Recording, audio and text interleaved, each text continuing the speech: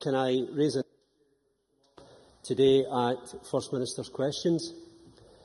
The Ministerial Code says that ministers should give accurate and truthful information to the Parliament. The First Minister is fond of quoting Rabbie Burns, and in particular the line which says, "Facts are chiels that win a ding." Well, ding-dong, Presiding Officer. Today, the First Minister told Parliament that college funding had risen from £545 million in 2011-12 to £546 million in 2012-13. At the Education and Culture Committee meeting on the 23rd of October 2012, a paper was tabled from the Cabinet Secretary for Education and Lifelong Learning. That said, and I quote, and this is the Cabinet Secretary, "I set out below the information you requested in respect of draft and final college resource budgets for 2011-12, 2012-13 and 2013-14. It said college funding 2011-12, total £555.7 million. College funding 2012-13, total £546.4 million. So clearly the evidence presented by the Cabinet Secretary for Education and Lifelong Learning to the committee contradicts what the First Minister said in Parliament today. Both cannot be correct. The First Minister gave a figure of £545 million for 2011-12, which did not include any budget revisions. For 2012-13, he then gave a figure of £546 million, which did include a number of budget revisions. The comparison for the £545 million figure, Presiding Officer, for 2011-12 without revisions for 2012-13 would have been £507 million, a drop of £38 million. The figure for 2011-12 with revisions is £555.7 million, and for 2012-13 it is £546.4 million, a drop of £9.3 million. The First Minister rather bizarrely said today that what he had said was as an exact an answer as anyone has ever given in any Parliament. Well, God help us, Presiding Officer, if the First Minister of Scotland actually believes that. You're coming to the end of your 3 minutes, please. Either the First Minister made an elementary mistake, Presiding Officer, not worthy of an esteemed economist such as him, or he deliberately fiddled the figures to achieve the answer he wanted. Parliament needs to know which it is. Presiding Officer, can I ask that you invite the First Minister to return to Parliament at decision time to explain whether he made an elementary error and is guilty of misleading Parliament through incompetence, or whether he deliberately fiddled the figures in order to mislead Parliament? Thank you.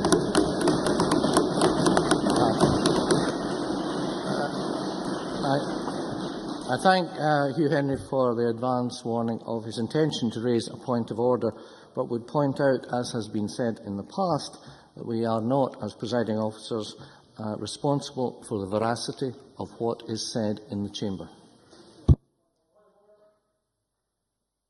Point of order, Gavin Brown.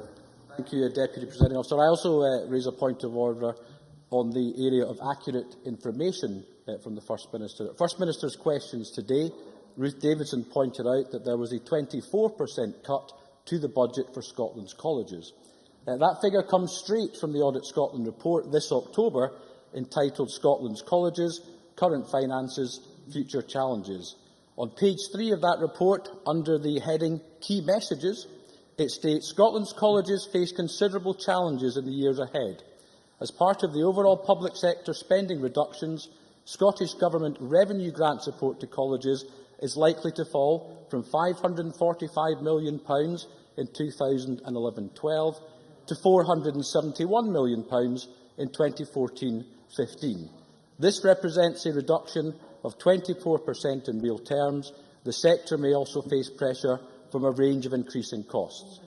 The First Minister said in reply, The position Ruth Davidson quoted was before Mr Swinney made changes. What changes did Mr Swinney make to the 2014-15 budget exactly? And if he is unable to tell us that, will the First Minister admit that, as Audit Scotland and Ruth Davidson say, there is a 24% real terms cut to the college budget? I invite, Presiding Officer, you to consider whether the First Minister might be able to correct the record in relation to that comment. Thank you, Mr Brown, for your point of order. And as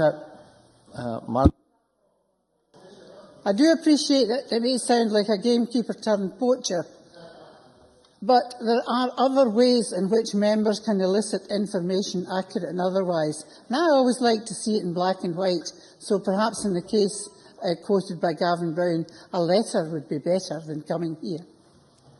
Thank you very much. I'll come to you in a moment, Mr Fitzpatrick, forgive me. I just want to say that in response to those two points of order, that members are aware that the veracity and content of the First Minister's responses to questions are matters for the Ministerial Code. As such, it is for the First Minister to respond to any complaint that is made under the Ministerial Code. It is not a matter for me. Mr Fitzpatrick. Thank you, Presiding Officer. Presiding Officer, we understand that there does appear to be a difference in the figures, both in Spice and government figures. We are looking into this and we will update Parliament as soon as possible. I thank you very much for that clarification. We will now move to corporate body questions. Question number 1, Neil Bibby.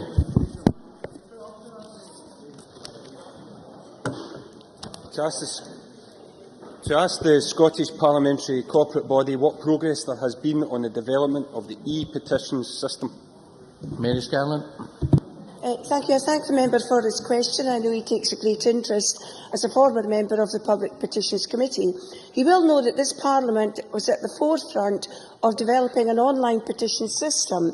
And I would like to say that as convener of the Public Petitions Committee and a member of the corporate body, David Stewart has ensured that the e-petition delays and updates have regularly been on our agenda.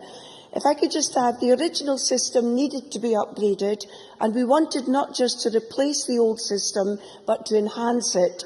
The system that is now being developed delivers improved functionality, including the ability of people to create petitions themselves and to have interactive contact with staff to finalise content, improved security features and improved presentation of petitions, together with improved administration tools for the clerking team.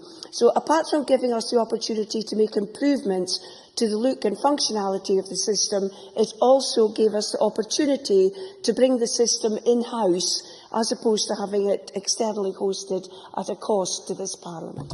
Thank you. Neil Bibby. I thank the corporate body member for that answer. As Mary Scanlon mentioned, I am a former member of the Petitions Committee and I have a keen interest in the committee, and I'm proud of the good work they do to listen and engage people across Scotland on a significant number of important issues.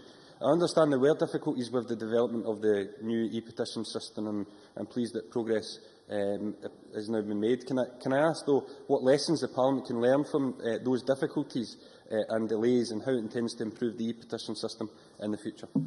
Mary Scanlon. Well, I thank the member for this constructive question, and it is a very reasonable question. We recognise that while we now have an improved system, the process of getting there has been far from ideal. Officials will conduct a full review to see what lessons should be learned from this experience. However, we acknowledge that the whole thing took longer than had been anticipated, with the result that we did not provide an online facility to enable petitioners to gather signatures and comments between the end of August 2011 and 25th June 2012. So the member is right that lessons should and will be learned. But my final point, Presiding Officer, is the new online system was made available to the public on the 25th of June. So far, 249 petitioners have created accounts, 70 petitions are being prepared or being processed, 8 have been published, and are in the process of collecting electronic signatures, and a further 16 have been lodged under active consideration. Feedback so far has been very positive. Thank you very much. And before I come to question 2, I'd just like to say that there are a lot of questions today, so brief questions and answers would be helpful. Question 2, Marco Biaggi, please. To ask the Scottish Parliamentary corporate body how the Parliament's facilities and services meet the needs of members and staff with special dietary requirements. Linda Fabiani. Presiding Officer, the contract that we have with Sodexo requires Sodexo to provide a range of dishes for different dietary needs, including, of course, vegetarian, vegan, ethnic and health-related. We also label dishes and have information on our menus on the intranet. We have, in the past, noticed inaccuracies within the labelling, and a new process is now in place to avoid this. Our officials, of course, are always happy to meet with any member or staff member that has a particular dietary need to discuss how we can best help. Thank you. Marco Biaggi. And further to that, I should express my gratitude to the members of staff who met with representatives of my office to discuss ongoing issues that we have, not just with general catering, but with events and facilities catering. Can I ask that Ms Fabiani whether it would be possible for the SPCB to incorporate formalised groups of people within the building who are users and who have each of the special dietary requirements, so that on an ongoing basis changes in services can be notified to them and they can provide inputs into service and indeed menu development? Linda Fabiani. Yes, Presiding Officer, that sounds like an extremely interesting idea, and it's always good to have participation of those who use the service. So more than happy to have a chat through this with the management of Sodexo and include Mr Biaggi in those discussions to see if we can reach a way forward. Many thanks. Question 3, John Wilson. Thank you, Deputy Presiding Officer. To ask the Scottish Parliamentary corporate body what procurement policy provisions it has made since May 2011. Liam MacArthur. Thank you, Deputy Presiding Officer. A number of changes have been introduced to SPCB procurement policies. For example, to build on our efforts to streamline processes and actively remove barriers to participation in procurement, the use of the Scottish National Pre-Qualification Questionnaire was recently adopted and is the first step in an overall approach to standardise and simplify the selection process of prospective suppliers. The procurement policy manual reflects established public procurement policy and complies with the 2012 regulations. Recent changes made to the SPCB conditions of contract include limitation on price increases and take account of the Bribery Act 2010. The approach to the evaluation of bidders' economic and financial standing is being reviewed as part of an ongoing commitment to increase transparency and proportionality. And finally, responsible purchasing initiatives continue to be developed, and this has led to embedding environmental action plans in SPCB high-risk on-site services contracts. John Wilson. Thank the member for the response. Could they advise me whether there is a local labour market initiatives clause in the current procurement policy, and whether there was any consideration of such a policy in the contract awarded for the new security screening facility in the Parliament? Liam MacArthur. I thank John Wilson for his supplementary question. I can advise him that the issue of local content of the work that will form part of the building of the new security screening facility was a debate we had over a number of meetings. I think we've received assurances from the winning bidder that the amount of work that will be generated through the business located in Scotland and through subcontractors will be significant. I think we were limited in terms of the way in which procurement rules are structured to go much beyond that, but it was certainly a fairly major consideration during our discussions about this contract. Thank you. Question 4, Willie Coffey.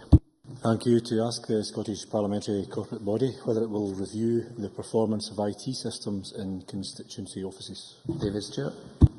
Thank you, Presiding Officer. I know that the member has extensive experience and expertise in IT systems in his previous working life. The corporate body is fully aware of the reliance that members and their staff have on effective and efficient IT services in local offices and are committed to reviewing and, where possible, improving performance. Recent contractual changes have provided a vehicle to ensure that all local offices are equipped with the fastest broadband service that their local telecommunications network supports.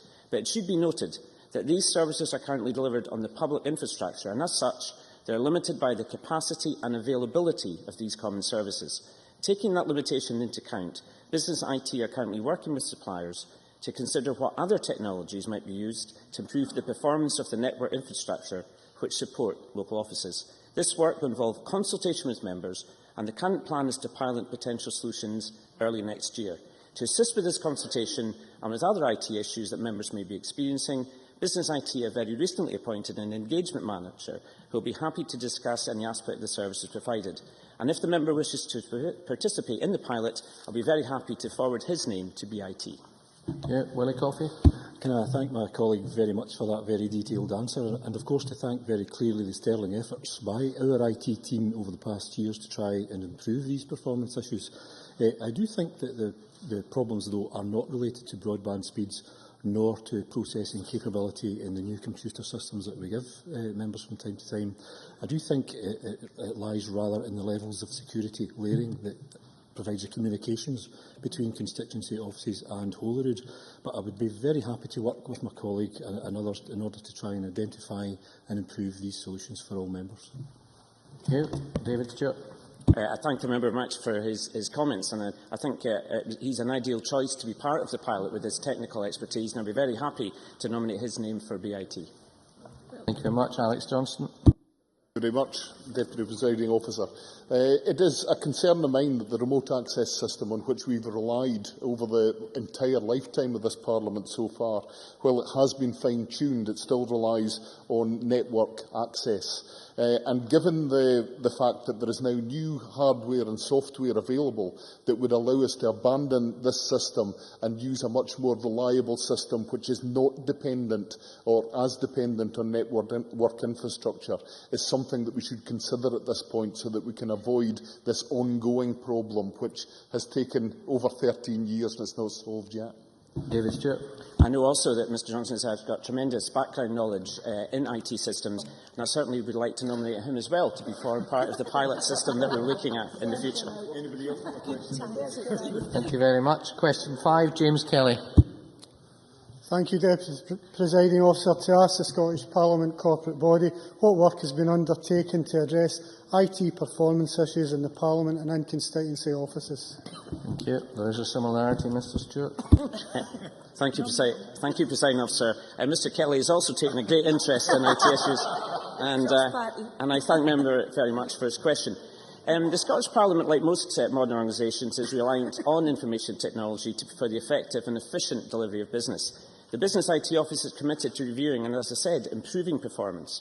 But recent changes to the IT system have included increasing the resilience and the speed of our voice and data systems, therefore providing greater capacity for internet services such as email, web browsing and remote access, as well as reducing costs. In addition, contractual changes have provided us with a vehicle to ensure that all local offices are equipped with the fastest broadband service that the telecommunication network supports. And as I said in answer to Mr Coffey, that these services, of course, delivered over the public infrastructure, and they're limited, of course, by that capacity and availability.